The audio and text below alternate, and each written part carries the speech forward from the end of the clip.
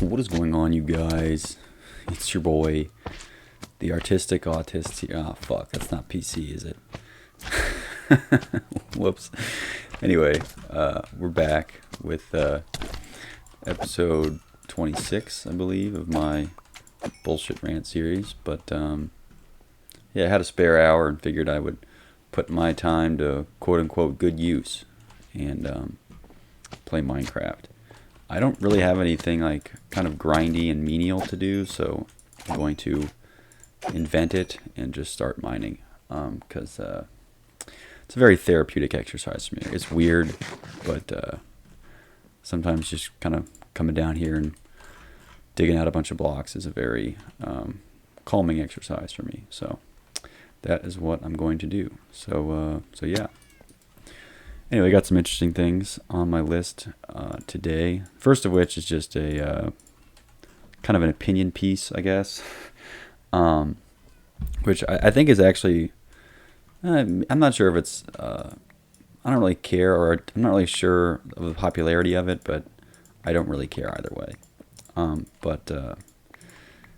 So I'm one of those people that, like, let's say you have a glass of water, right? And you leave it out overnight or something, and then the next day you take a sip, and it just tastes like shit. I like the whole concept of stale water to me is a legit thing. Like, I actually believe it. I mean, I don't know if there's like just a taste bud that some people have that other people don't, or it's, you know, some amount of like, I don't know. I don't even know. I realize the critique is totally valid. Like, from a layman's perspective, like, you know, oh, water goes stale. Like, what does that even mean? But I can't really quantify the exact taste, like, difference, I suppose. But it's enough to where, like, this morning I took a sip of the water that I had kind of out and exposed, and I just poured it out. It was disgusting. And so along that same vein, I've caught flack for, like, purchasing bottles of water at places, just like buying a bottle of water, because you're like, dude, just drink out of the tap. It's pretty much the same. And some people make the argument of like, oh, you know, there's like chemicals or something in the other water, or, you know, I don't really know if that claim has any merit. That, like, there's chemically something that different about, you know, Deer Park versus just tap water. And I know some water you can actually taste a bit of a difference, depending on what kind of tongue you have. But I was always someone that I felt ashamed of myself for, like, buying Fiji water. Because, for example, I think Fiji water tastes objectively different and better than, like, Deer Park or really anything else. Honestly, I can't tell the difference between a lot of water. But for some reason, I don't know if they put something else in it or there's something not in it. But Fiji water to me just tastes very, very smooth, and it's much different texture, I guess. I realize I sound like a snobby wine critic trying to explain how, you know, water tastes different, like, stupid. But I do. That's just my take. I, honest to God, think that there's a palatable difference between tap water and Fiji water, and to some people, including me, sometimes it is worth paying the upcharge for Fiji, and see, people have their own. I'm not here to, like, advocate on behalf of Fiji in particular. This isn't a sponsorship deal, but that's just kind of my opinion on it. So I respect any other opinion that has, like, I think, you know, Essentia is better or something, or Voss. I don't know. I don't know why I know so many water brands. That's frightening. But I think I'm really, in essence, I'm not really arguing with the people that have different favorites. Like, so if your favorite is Essentia, like, I think we're on the same team, really, in terms of, like, this argument. But I think the people that are really in opposition, I suppose, if I'm going to put somebody in that category, it's the people that, like, that think it's water, bro. It's the same as a tap. And truly, that's where I see it being much different. Like, I am not in that camp. I just think it's different enough from a tap that I would pay money for it to not drink that sometimes. And so even the tap water I have here I know in geographically it's very different too. So maybe if you live in an area where like you don't even think twice about doing it. Some people like are bugged, Detroit, Michigan, or whatever, or wherever the Flint, I guess, is where the water's bad. I don't know. Either way, like, I don't know. I don't really know what the water quality is in my area, and I don't really care because I have a filter for it anyway. So, I suppose it doesn't really matter. But even like the filtered water that I guess in some ways I spent money to filter it. I poured it out after it was kind of laid out for a while because it went stale. And I know that idea is a very, very foreign concept to some people who are like, stale water? Like, are you kidding me? But I don't know. That's just the way the water tasted stale. I don't really know what else to say. No, I believe in that as a concept that exists. I don't really have, I suppose, an argument for it, beyond the fact that I just believe in it, I suppose. It's like arguing with someone that has a different religion. It's like, okay, well, yours is wrong. It's like, okay, well, I believe in it. So whether you think it's wrong or not is not going to change my mind, right? I don't know. I'm not equating like stale water and like bottled water existing as an entity. I'm not equating that with religion. At least I'm not trying to. So if I am, oops. But either way, I'm advocating on behalf that there is a distinct difference in those. So I don't know. That's my opinion. So if you don't like it, I'm sorry, not sorry. I don't really care. Anyway, yeah, I poured out some water today because it was stale. So that's pretty much it. Anyway, I'm gonna move on. That was a stupid topic. I don't even know why I wrote that down. Anyway, I think all of us too. We're pretty good at critiquing stuff, so it's really easy just to come up with 5 reasons why you hate something, right? It's a simple objective for many, and whatever. It's easy. But I want to talk about some products, at least the ones that come off on the top of my head, at least that I think are high quality and worthy of praise. And this is not an endorsement for like everything that anyone's done. I find it crazy that you can, let's say like you went to Disneyland and had fun, and then you're like, oh my god, I had fun at Disneyland. Yeah, it was a lot of fun. And you're like, and some people are outraged that like you enjoyed yourself at Disneyland. And it's like, okay, yeah, maybe the company that has done bad stuff before, but like me enjoying it wasn't an endorsement of everything they've ever like done, like every bad corporate decision they ever made. There wasn't an endorsement for that, right? In the same way that if I see somebody on the street, right, and I like, trip or something, they help me up. I go, hey, thanks, man, appreciate it. Shake their hand. I'm not endorsing everything they've done, like as a human being and like, whatever. So like, I think we certainly as a society need to separate the act of engaging with or purchasing a product with like the endorsement of something. It's different than like tweeting, I hereby stand by every controversial like decision or topic that Disney has done. Like that and just visiting Disney World and having a good time are very, very different, right? And then you make the argument, oh, you're contributing to corruption by going to Disneyland and spending money. It's like, okay, what am I supposed to do? Just sit in a hole in the ground and do nothing the rest of my life?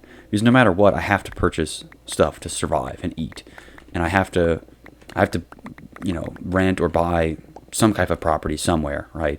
And by some way, I'm spending money somewhere, and therefore I'm endorsing somebody, right? So I think the idea of you spending money on something and thereby endorsing them or their company or whoever is stupid. Like, just separate it. Like, it's not just because I guess I'm gonna get in the topic now. The AirPods, I have Gen 3 AirPods. Yeah, Apple people don't like Apple as like those big tech giants doing all this bad stuff. It's a good product. It's a really good product. I don't care. I'm not endorsing every decision that Apple's made, every good and bad and genius and non-genius. I don't care. Like, the company is totally separate from the fact that I enjoy their product.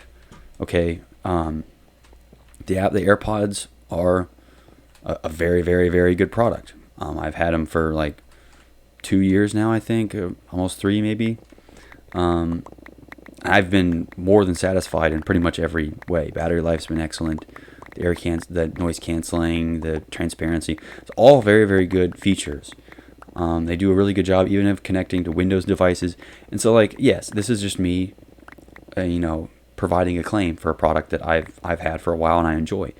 And in no way, shape, or form is this like an endorsement of Tim Cook or whatever weird some dweeb that works there. I'm not like telling them everything that they've done is right. I'm just simply a product that I've enjoyed.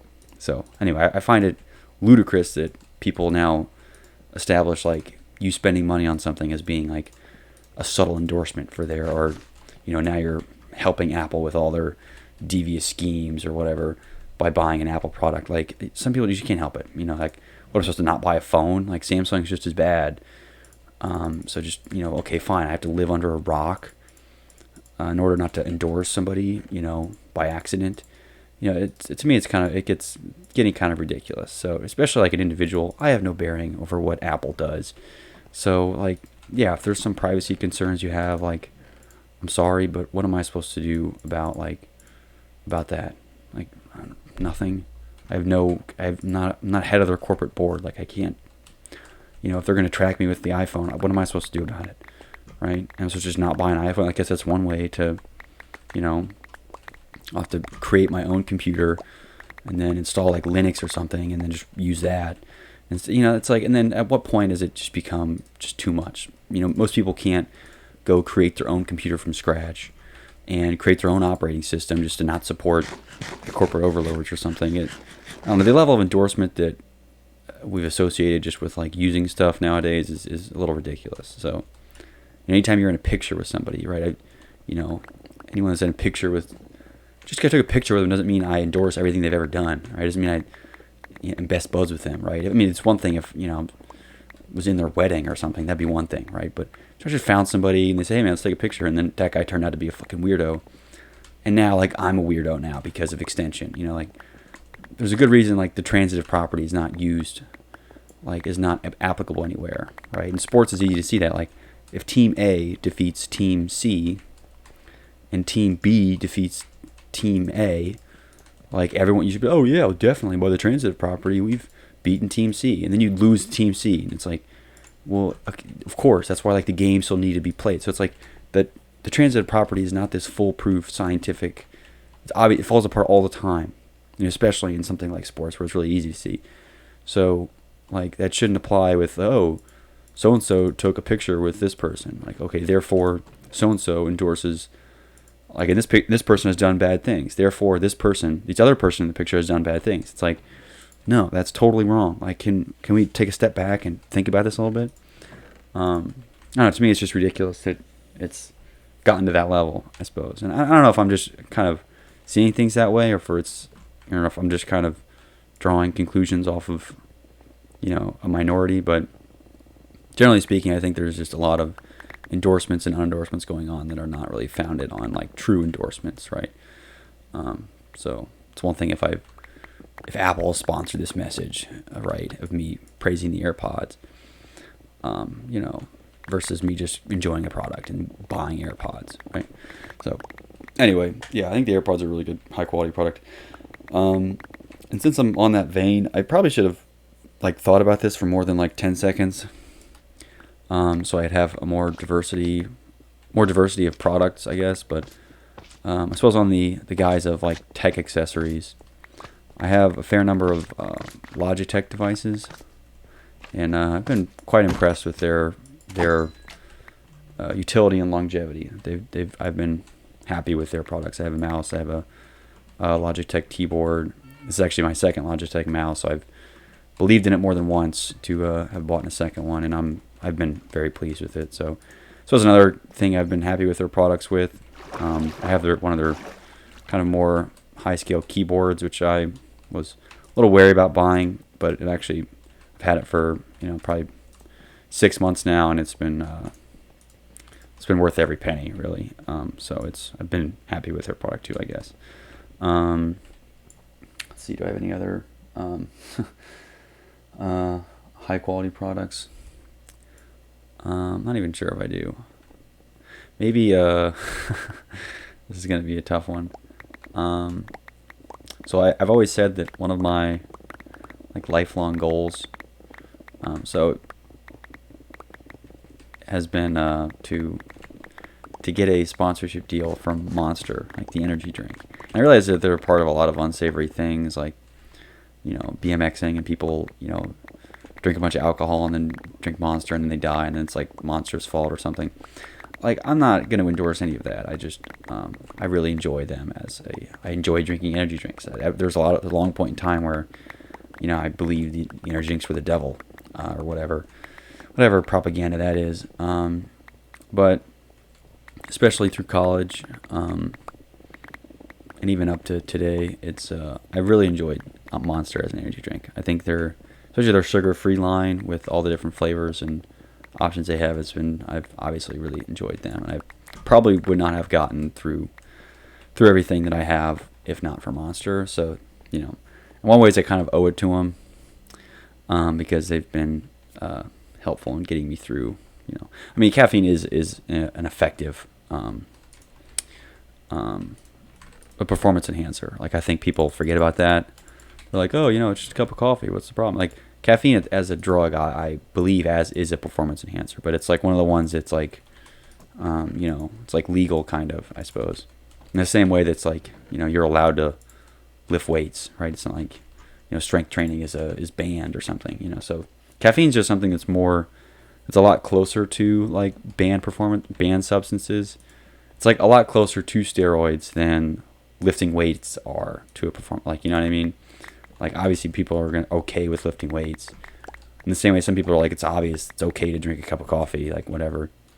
But it's interesting to think that caffeine is a performance enhancer, like on both ends of the spectrum, kind of in the physical world, right? So like having a cup of coffee before you, run a race or something generally it'll help you. I mean, there's some people that like it ruins them.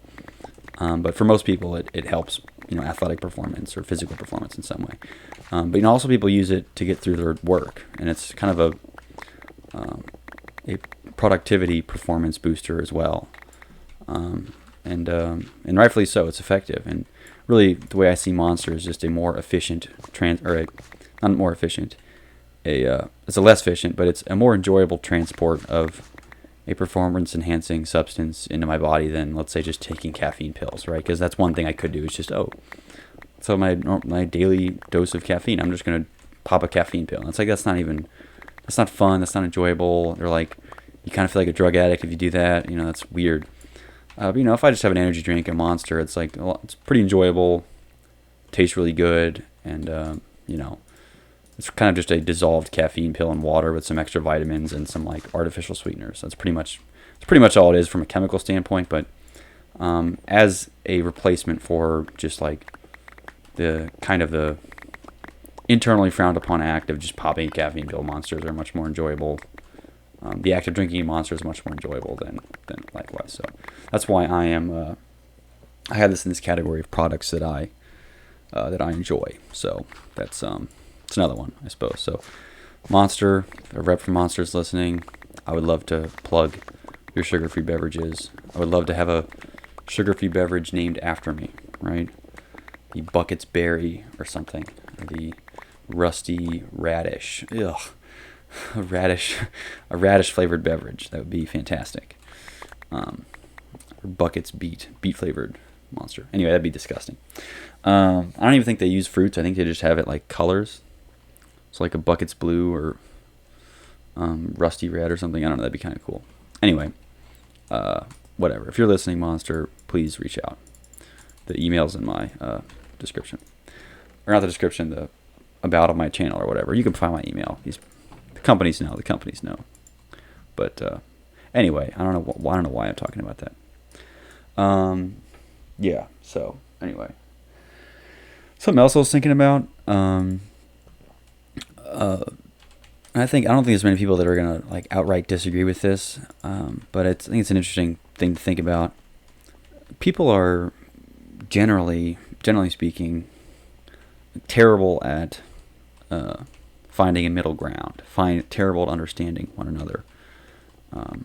Fundamentally, we find many more ways to disagree than we would to agree. And to some extent, people are terrible at just listening. And just like the superficial act of listening. So just sitting there nodding your head. Like, there's people that are just bad at that. So I recently attended a conference, for lack of a better word, where, I guess I had the pleasure of talking to people from like 8 a.m. to 5 p.m., which is, I guess, for someone like me, is a long time to sit down or to stand up and sit down and talk to people about anything. I don't even care what it is. It could be about Minecraft, and I'd be sick of it by like, hour 2. Well, anyway, it wasn't about Minecraft, unfortunately, but in fact, none of it was. But talking a lot, and by extension, I was listening a lot, right? And I was kind of acutely paying attention to how people were talking and listening, like what they looked like while they were listening to me. And then, try to take note of what I was doing while I was trying to listen to them, right? And so often it felt like they weren't really even paying attention. They were just kind of looking around, like, my surroundings, and kind of analyzing me more so than they were actually like listening to what I was saying. And then when they were ready to talk, it's like they had already queued up a response. Like, they had, like, in the first few words of me saying something, they were like ready to go with whatever they were going to respond with. It wasn't like they had were taking time to input all of what I said before responding. So it's like the equivalent of, think about, like, if I say 8 things, right? Like, in a row, I say thing number 1, thing number 2, thing number 3, whatever. And it's kind of the equivalent of just like hearing things number 1 and 2, and then now you have things 1, 2, 3, and 4 ready to go. But like, you haven't heard things 3 through 8.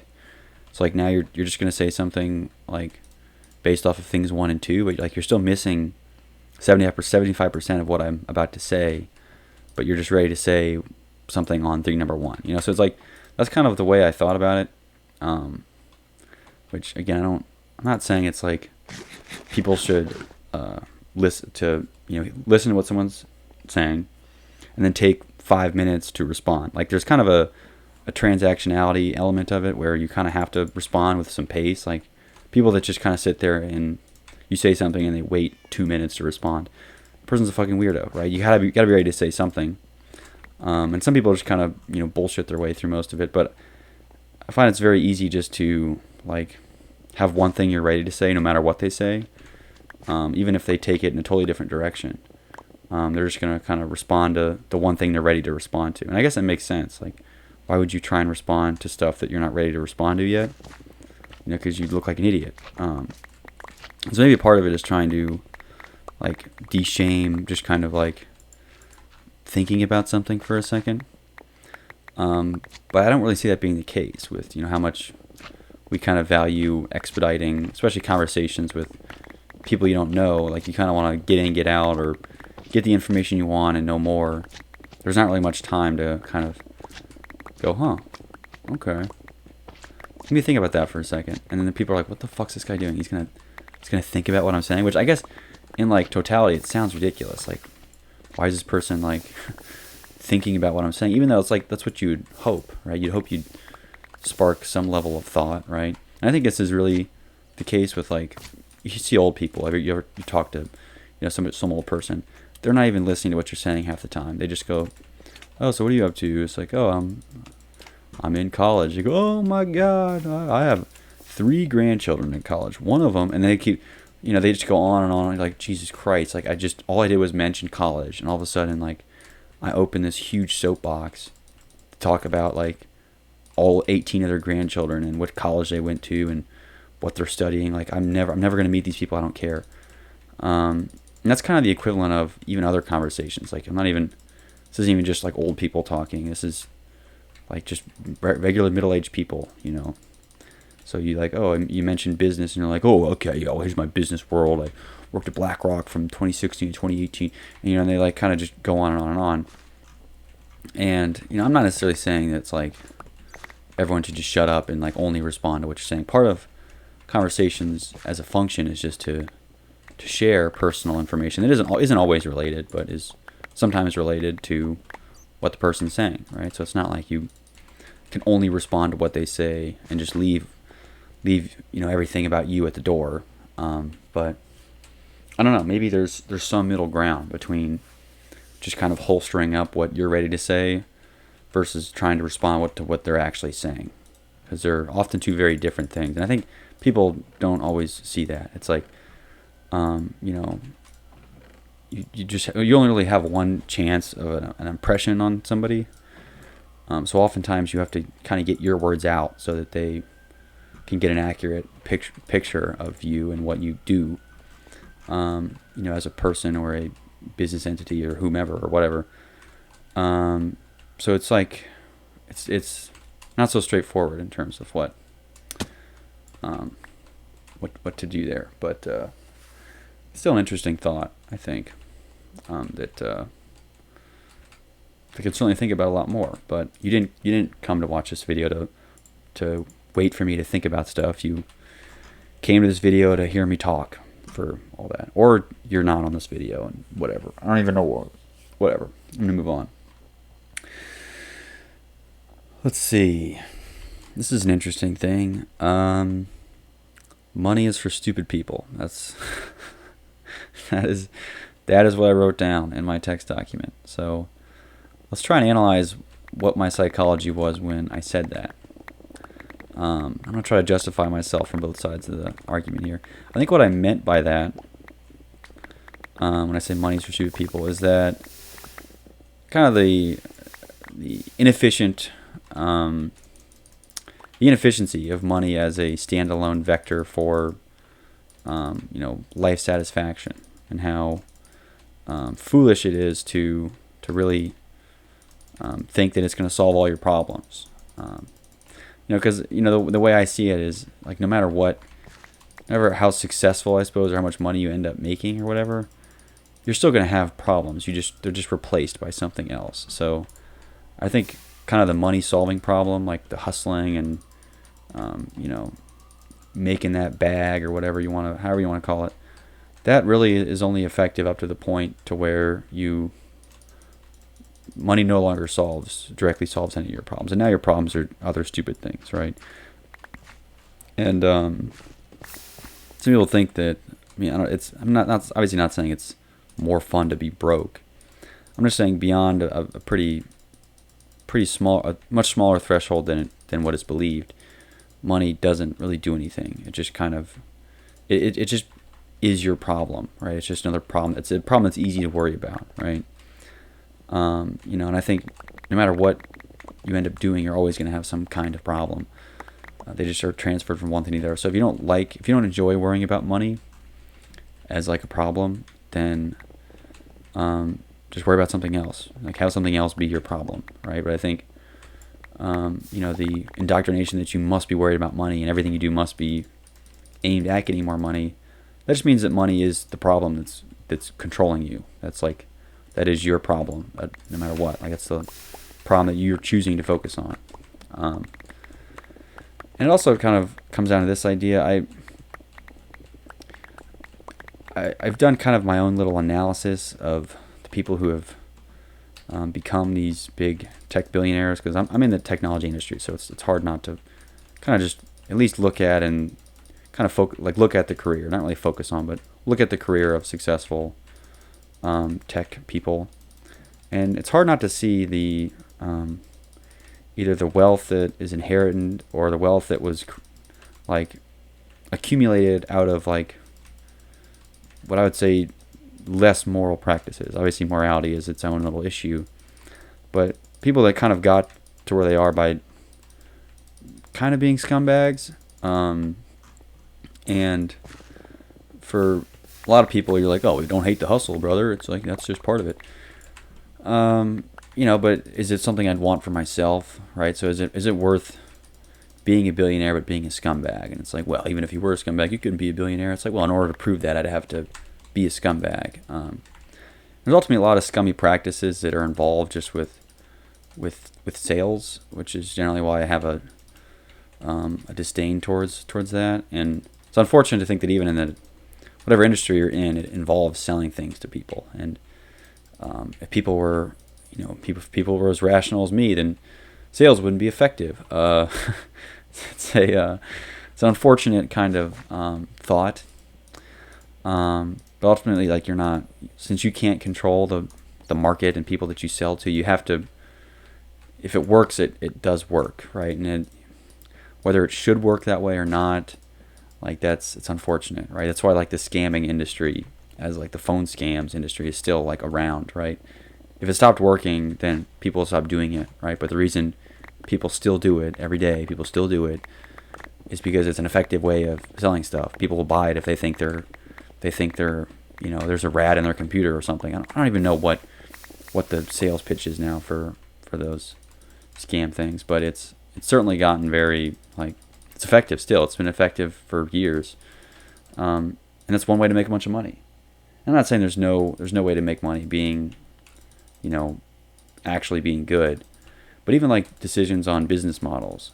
So I've kind of talked last time about how the subscription-based business model is always is generally less, like, is more scammy than maybe just like the pay for service type of thing. So it's like,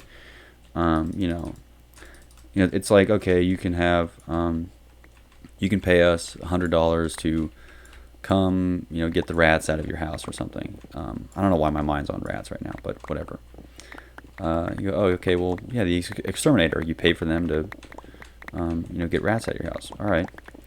And then when you pay them, they come over, they, put the rat traps out or whatever, and then they leave. Versus like, oh, like, no, you can, instead of that, you can subscribe and pay $15 a month, and we'll come every month and do it. It's like, oh, well, if I'm paying them every month, it makes sense, right? I'll just subscribe. Well, the other thing with that is that they can get, 40 times as many clients, have a bunch of guaranteed money every month, because normally you'd have to, like, they'd have to get a call from you, or they'd have to call you and ask if you want the services. So, like, it takes all the overhead away, because they just say, oh, you subscribed. Like, yeah. But the other part of that is they have 100 times more clients, and they have 100 times more revenue, but the quality of service is garbage, because you're not paying them 100 times to come to your house and do it. You're paying them $50 a month to, be your provider. But the fact is that, now they have, since they have more clients, they have less reason to keep you, so they don't really care if you just are dissatisfied with their service and stop using it, because they have a ton of guaranteed monthly revenue. They don't have to call you. And maybe instead of focusing on, like, getting more, exterminators to handle all their new clients, maybe they just put their money on marketing, because that's how they make all their money. Like, why would they care? If people are buying it, it must be good, right? Well, it's like, it's because you've sold them at it. It doesn't have to be. There's plenty of shitty products that sell, and not because they're good products. It sells because the marketing's good. And there's really no guarantee there that the product quality is still what you want to pay for, right? And part of this is kind of an endorsement for I would rather pay $100 each time they come, because then I know that I'm paying $100 for that exact service, right? Versus if it's the subscription model, generally you're, like, paying them less, even, like, you're not paying them per visit anymore. You're paying them just per month to be, like, a provider, right? And so they don't really, it's not like there's a direct exchange of resources. It's less like, it's less guaranteed that they come to your house, because, you're not paying them per visit. You're paying them per month to be your provider or whatever. And I don't know. I just really think it gives much less of an incentive to focus on product quality, and instead just, like, maximizing the number of people that buy it, which, and again, unless you're an altruistic business person who's very interested in having high quality experiences, you have no reason to even give better, like, have the same number of exterminators, just, like, make them, they have to schedule a ridiculous amount in advance because, oh, we're busy. Well, you're busy because you overbook the fuck out of your clients, and you switch to the subscription model, which, yeah, you're making money hand over fist, but, like, now you have all these pissed off customers that were once happy paying $100 per visit because they got good service and they're paying for that direct people. But now they pay this monthly subscription cost, and the product is shit because there's twice, like 5 times as many people using it. I mean, you're happy at first because you're paying less, theoretically, but you're paying less because the product is shittier. And there's not as many exterminators. It's hard to schedule. And when they do come, they only have 20 minutes instead of 2 hours because they have that many more, customers to service. And it gives a business more guaranteed income. It gives, because maybe then you forget about it, and all of a sudden you've paid for 8 months, and you've been giving them $15 a month for 8 months, and you didn't even call them to schedule. You forgot, right? Because you normally have to remember, oh my God, the rats are back, and you call them. But instead you just forgot because you thought that it was all taken care of, and they have no incentive to even do anything, right? Because if they don't come when you pay them for $100 per visit, you don't pay them $100. You say, you guys didn't even come. Give me my fucking money back. Versus if they've subscribed, right? Unless you actively schedule, which is they're probably going to make it difficult because they don't want you to schedule. They'd rather you forget about it. Then you might forget about it, and then they have no reason to make it a point to come out and give you a high quality product. So just that and from a business sense, I guess the reason I'm thinking about this is because it's the business wins almost in every way with this subscription based model, but the customer doesn't win, right?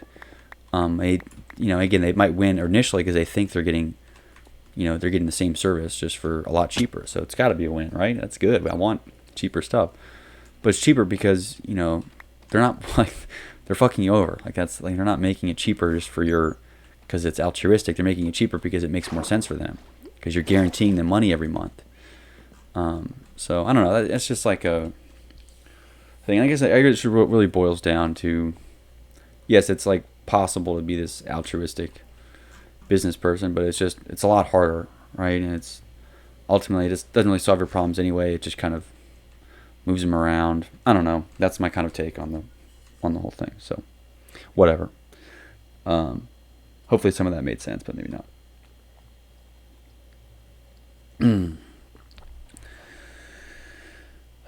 Yeah.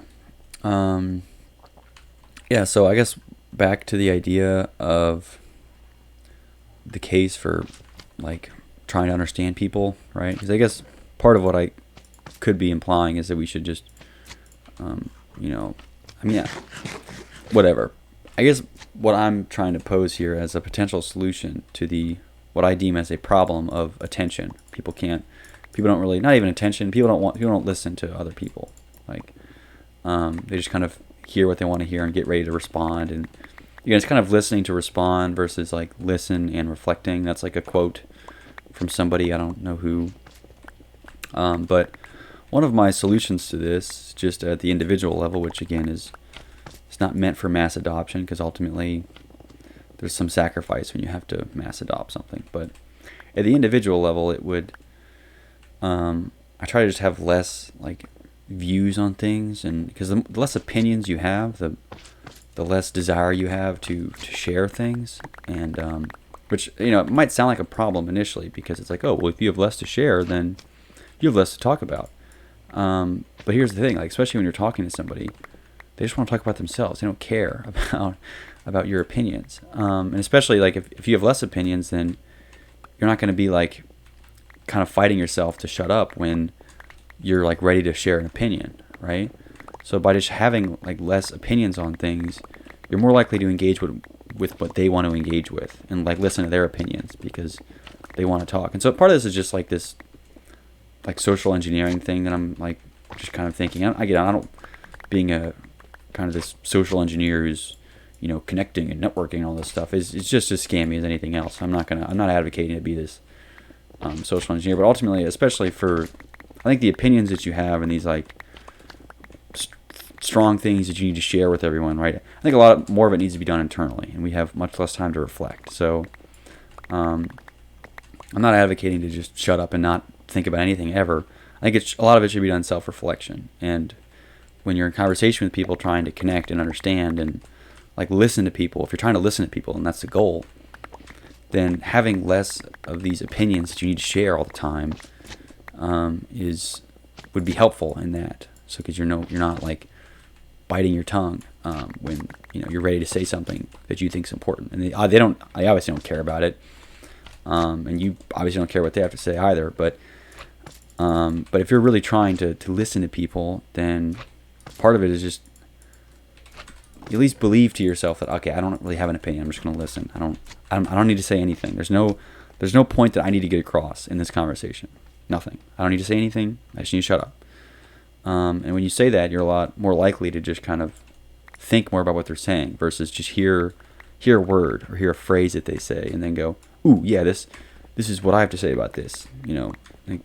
Thinking that they're ready with their notepad ready to listen. They're not. They don't give a fuck. Okay. And just like, were you with a notepad right there? No, you do not have a notepad. You just had you're just waiting to hear a word that they said so that you can jump on it, right? You weren't listening. And as important as you think your opinions are, no one cares. And most people just only listen to just give them a chance to share their opinion. So a lot of ways these conversations are just brick walls where neither of you are really getting any information across to each other. All you're doing is just kind of gathering data on them and planting them in some, on some graph in your mind, really. Where, they fall here on here, they believe in this and this, they hate this, okay, they like this. That's just how you're going to remember, oh, Jesse, they hate snails and they love BMX. Okay, great. It's then that's all you're doing is really just collecting those data points. And next time you go, oh yeah, they're the BMX person. It's okay, no, this is a multifaceted individual with lots of interests and, all this different stuff. But now you're just kind of reducing them to this quick little card, right? Which you'd have on a Rolodex of their information, which, whatever. And again, I'm not really critiquing that as a whole thing. I just think especially since it seems nowadays that people are terrible at listening, are getting worse at. They're not. I mean, maybe they've always been terrible, but people are generally getting worse at listening and understanding what people are saying, across the board. So in an effort to combat that on an individual level, having less opinions that you need to share would be an efficient tactic to increasing the listening that's going on versus just maximizing all the responding that's happening. So I don't know. Feel free to not employ that or do whatever you want. It doesn't really matter, I suppose. But if you're someone that has at least noticed that you yourself or other people don't listen as well, then you can lead by example and try and listen. I don't know. People generally tend to like you more if you just listen to them anyway. So I've had conversations with people that have gone really, really well, and it's not even because I've said something that they enjoy. I didn't say anything. All I did was just kind of bounce these questions back on them. And a lot of questions are just layups. I just basically gave them layups to answer. And it's think about it in the actual basketball sense, right? Would you rather play with somebody that they just sunk every shot? They were literally Michael Jordan. It was unbelievable. Or someone that for some reason, somehow, some way, always gave you the ball right next to the basket to score every time. They were the perfect setup, man. Every single time they just gave you the ball. Obviously, yeah, playing with Michael Jordan was fun. That was awesome. He didn't even miss a shot. I didn't have to do anything. He just stood there and he just sunk it all day. Versus someone that I was playing and all of a sudden I just I felt like Michael Jordan. This person was just setting me up. I was just making shot after shot after shot, and it was easy. You obviously want to play with the setup, man, because then you're the hero and you're the one that you're not just giving credit to someone else. So in the same way with the conversation, being the layup guy, the assist master, just racking up assists, is generally makes you the favorite instead of being the Michael Jordan, where it's this person all these awesome experiences and stuff.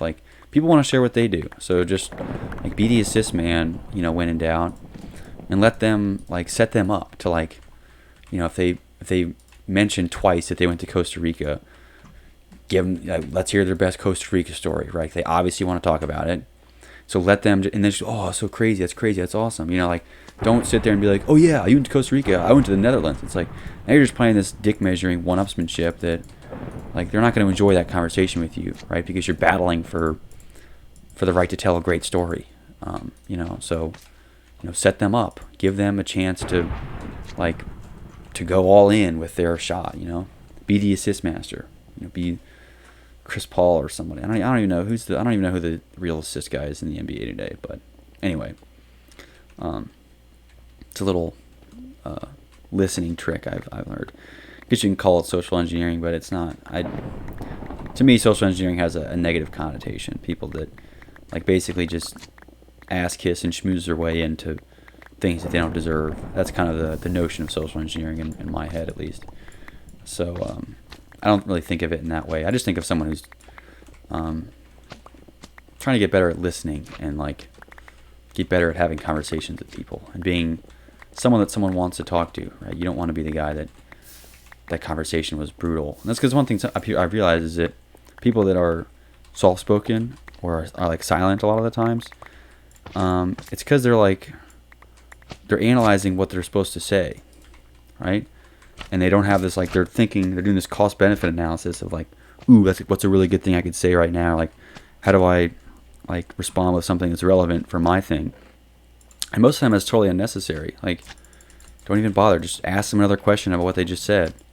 Like, inquire, be interested, and not even like bullshit your interest. Like, just figure out what it is. Like, actually be interested and kind of engage themselves in their world. Like, forget about you for a second, which is it's hard to do for some people. But like, just listen. What are they saying? Like, listen to them. And so the people like I'll talk to, they're like obviously, for lack of a better word, they're fucking weirdos. But they'll like say something and they'll just kind of sit there and their eyes are like moving back and forth. They're like, okay, what do I say to that? He said this, so then I should say. And he was talking. Okay, I did. Ooh, what should I say? And then the conversation ends up. This person just kind of looking around and like staring at the ground and like awkwardly standing there, and like doesn't say anything, right? And it's like, oh, this is brutal. I don't want to talk to this guy anymore. But instead, from that guy's perspective, he was just like, oh, okay, well then, so wait, what does this mean? And like, actually, like, surely there was something I said that there's a question somewhere, right? There was something I didn't clarify, right? There was some other thing that is involved. There's some motivation behind it. Oh, why'd you do that? Oh, cool, interesting. So are you into this? Oh, yeah, right. You know, it's like, and then there's always questions. When someone said there's always questions you could ask. And naturally, people that are soft-spoken and like smart or whatever, because there's some correlation there, I guess, if you have autism or something. But then ask the questions that you have. Like, surely you have questions. Ask the questions. And let them talk. Instead of just being like, oh, I have to say something that's relevant in my world. No. Most of the time they don't care what you have to say anyway. So don't bother. I don't know. It's strange to me that people that are so good at asking questions, like in the classroom, right, are so bad at conversation.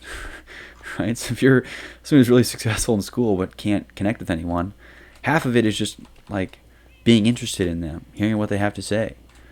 And so ask the questions you have about what they just said. Surely it's not foolproof, right?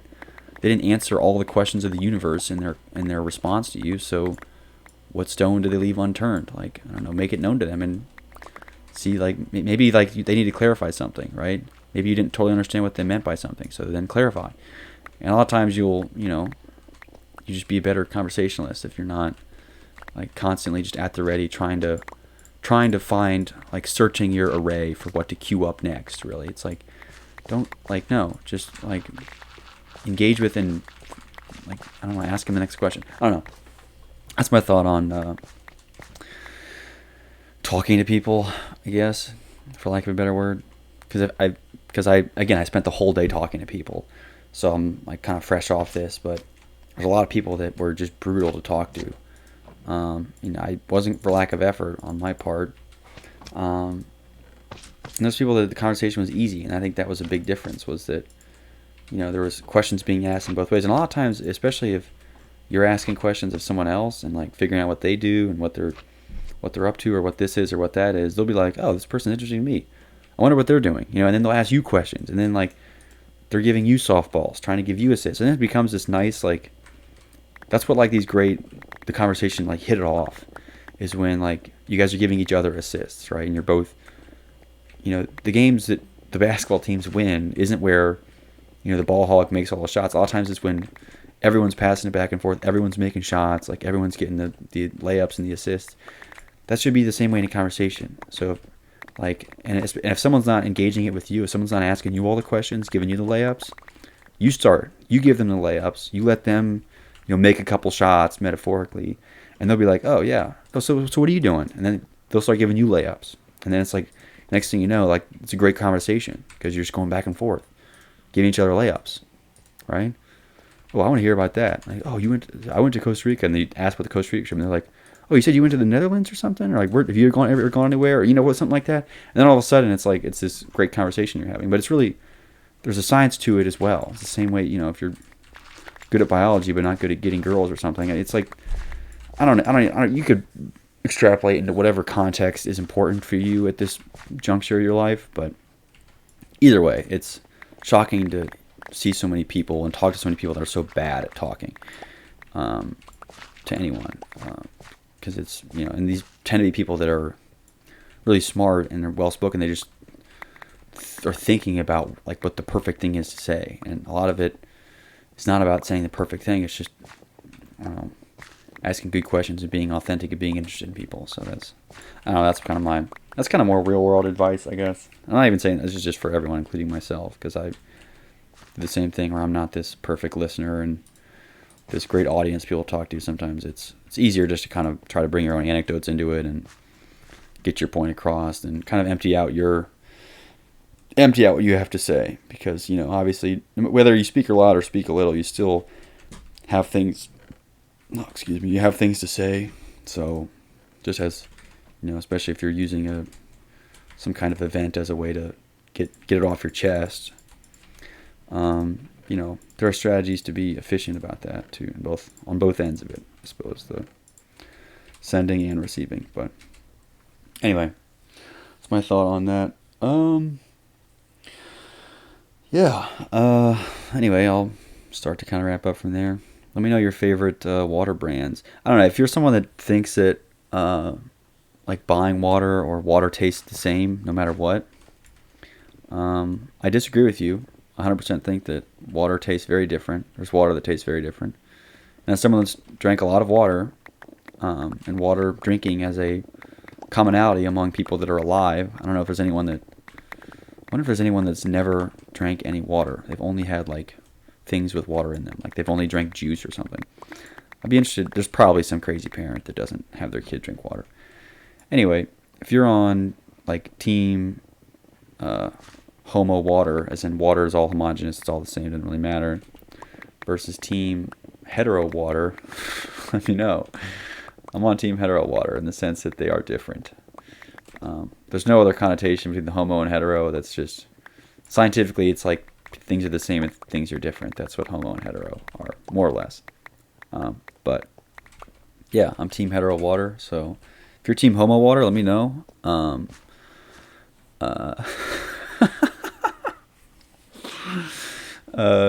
Drop it down in the comments if you're on team Homo water. So anyway, peace out. I'll see you next time.